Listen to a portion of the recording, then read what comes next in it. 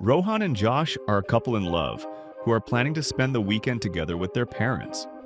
For this purpose, they rent a large countryside mansion, unaware that 40 years ago a demon named Andras killed the family that lived there. All these years, Andras has been trapped inside the house. But now he plans to break free, which requires him to possess someone's body and use it to cross the boundary of the containment circle surrounding the mansion.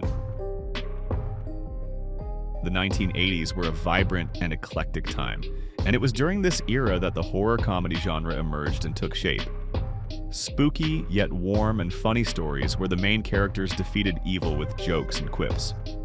Of course, the first things that come to mind are Gremlins, Ghostbusters, or Beetlejuice, but in reality, there were many more such films. Seasoned movie buffs will likely remember the House and Ghoulies series or the Fright Night duology.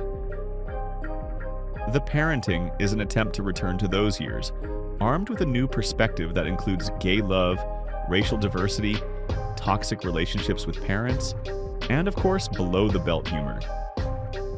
Just so you understand what we're dealing with, in one scene, 78-year-old Brian Cox enters the frame completely naked with an erection. Fortunately, we only learn about the latter from other characters' lines. And in another, Dean Norris subdues a demon-possessed dog by shoving his finger up its ass. Such times, such morals. Everything is resolved through butts.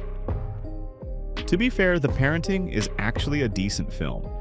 At the very least, it's kind-hearted and occasionally genuinely witty, and the cast of seasoned actors clearly has a blast hamming it up. Lisa Kudrow, playing Josh's mom, for example, occasionally channels her Phoebe from Friends, while Parker Posey, the queen of 90s indie comedies, who is currently experiencing a career renaissance, is utterly convincing as an eccentric realtor with a big secret. That said, it's hard to take The Parenting seriously because it's one of those films where the horror elements are completely overshadowed by humor and, shall we say, life lessons, which at some point take center stage. Of course, when you discover that one of you has been possessed by a demon, the first thing you do is sit down in the kitchen to reflect on whether you've been good parents to your children.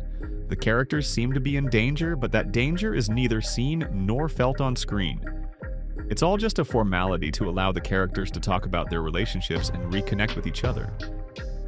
In principle, The Parenting can be viewed as one of those metaphor-heavy films that have become so trendy in recent years.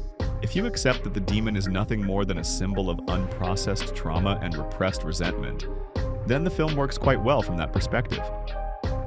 You just have to understand that the horror elements here are just as symbolic, and the depth of it all is no greater than a children's play where good always triumphs over evil simply because, well, how could it be otherwise?